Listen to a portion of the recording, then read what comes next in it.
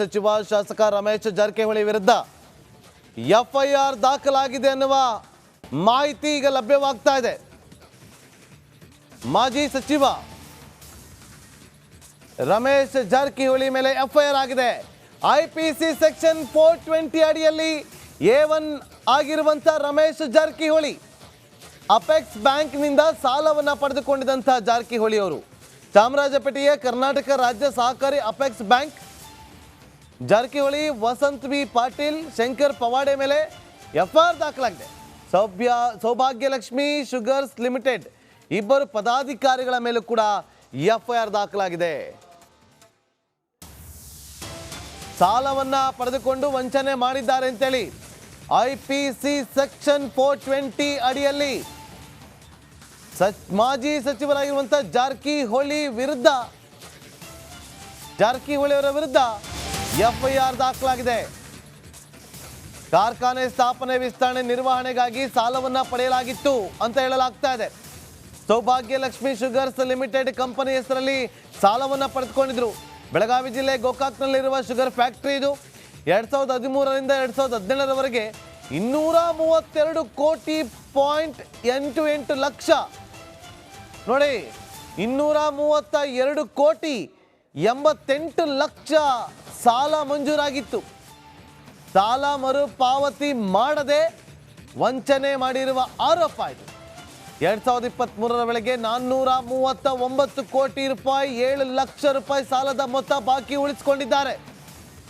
ವಿವಿಪುರಂ ಠಾಣೆಗೆ ದೂರು ಕೊಟ್ಟಿದ್ದ ಬ್ಯಾಂಕ್ ಮ್ಯಾನೇಜರ್ ರಾಜಣ್ಣ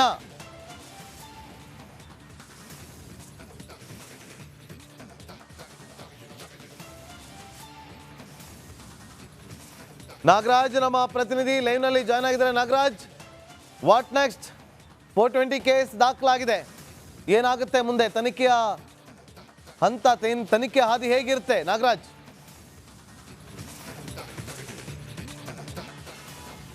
ಖಂಡಿತ ನಾಗೇಂದ್ರ, ಏನು ಮಾಜಿ ಸಚಿವ ಹಾಲಿ ಶಾಸಕ ರಮೇಶ್ ಜಾರಕಿಹೊಳಿ ಮೇಲೆ ಎಫ್ಐಆರ್ ಆಗಿದೆ.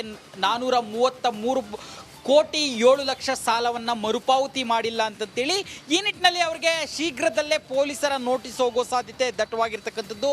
ಯಾಕಂತಂದರೆ ಏನು ಚಾಮರಾಜಪೇಟೆಯ ನಾವೀಗ ಏನಿದ್ದೀವಿ ಕರ್ನಾಟಕ ರಾಜ್ಯ ಸಹಕಾರಿ ಅಪೆಕ್ಸ್ ಬ್ಯಾಂಕು, ಇಲ್ಲಿಂದನೇ 2013ರಿಂದ 2017ರವರೆಗೂ ಅವರು ಸೌಭಾಗ್ಯಲಕ್ಷ್ಮಿ ಏನು ಶುಗರ್ ಫ್ಯಾಕ್ಟ್ರಿ ಇದೆ ಅದನ್ನು ತೆರೆಯೋದಕ್ಕೆ ಸುಮಾರು 2013ರಿಂದ 2017ರವರೆಗೂ 233.88 ಕೋಟಿಯಷ್ಟು ಹಣವನ್ನು ಸಾಲವಾಗಿ ಪಡೆದುಕೊಂಡಿರ್ತಾರೆ. ಜೊತೆಗೆ ಆ ಬ್ಯಾಂಕ್ನ ಒಂದಷ್ಟು ನಿಯಮಗಳಿದ್ದಾವೆ. ಈ ರೀತಿಯಾಗಿ ಬ್ಯಾಂಕ್ನಿಂದ ಸಾಲ ಪಡೆದಾಗ ಏನು ಆ ಒಂದು ಕಂಪನಿಯ ನಿರ್ದಿಷ್ಟ ಹುದ್ದೆಗಳಲ್ಲಿ ಇರ್ತಾರೆ, ಅವರು ಯಾವುದೇ ಕಾರಣಕ್ಕೂ ಸಾಲ ತೀರೋವರೆಗೂ ಬದಲಾಗಬಾರ್ದು ಅಂತೇಳಿ. ಆದರೆ ಈ ಕಳೆದ ಆಗಸ್ಟ್ ವೇಳೆಗೆ ಈ ಸಾಲದ ಮೊತ್ತ 433.7 ಕೋಟಿಯಷ್ಟಾಗಿರುತ್ತೆ. ಇದು ಯಾವುದನ್ನು ಮರುಪಾವತಿ ಮಾಡದೇನೆ ರಮೇಶ್ ಜಾರಕಿಹೊಳಿ ಸೇರಿದಂತೆ ಇಬ್ಬರು ನಿರ್ದೇಶಕರುಗಳು ಏನು ಆ ಶುಗರ್ ಕಂಪನಿಯಲ್ಲಿ ವಿವಿಧ ಹುದ್ದೆಗಳಲ್ಲಿದ್ದರು ಆ ಹುದ್ದೆಗಳಿಂದ ಹೊರಬಂದಿರ್ತಕ್ಕಂಥದ್ದು. ಈ ನಿಟ್ಟಿನಲ್ಲಿ ಸಾಲ ಮರುಪಾವತಿ ಆಗದೆ ಶುಗರ್ ಕಂಪನಿಗೆ ಇನ್ಯಾರನ್ನೋ ಸಂಬಂಧ ಇಲ್ದಿರೋರನ್ನ ತಂದು ಕೂರಿಸಿದ್ದಾರೆ. ನಮ್ಮ ಸಾಲವನ್ನ ಮರುಪಾವತಿ ಮಾಡೋರು ಯಾರು ಅಂತೇಳಿ ಪ್ರಶ್ನೆ ಮಾಡಿ ಈಗ ಬ್ಯಾಂಕ್ನಿಂದ ದೂರು ದಾಖಲಾಗಿರ್ತಕ್ಕಂಥದ್ದು. ಹೀಗಾಗಿ ಶೀಘ್ರದಲ್ಲೇ ಪೊಲೀಸರು ನೋಟಿಸ್ ಕೊಟ್ಟು ಇದಕ್ಕೆ ಅವರನ್ನ ವಿವರಣೆ ಕೊಡುವಂತೆ ಸೂಚಿಸೋ ಸಾಧ್ಯತೆ ಇರತಕ್ಕಂಥದ್ದು. Nagendra, okay, thank you Nagaraj ನಿಮ್ಮೆಲ್ಲ ಮಾಹಿತಿಗಾಗಿ. ಮತ್ತೆ ಈಗ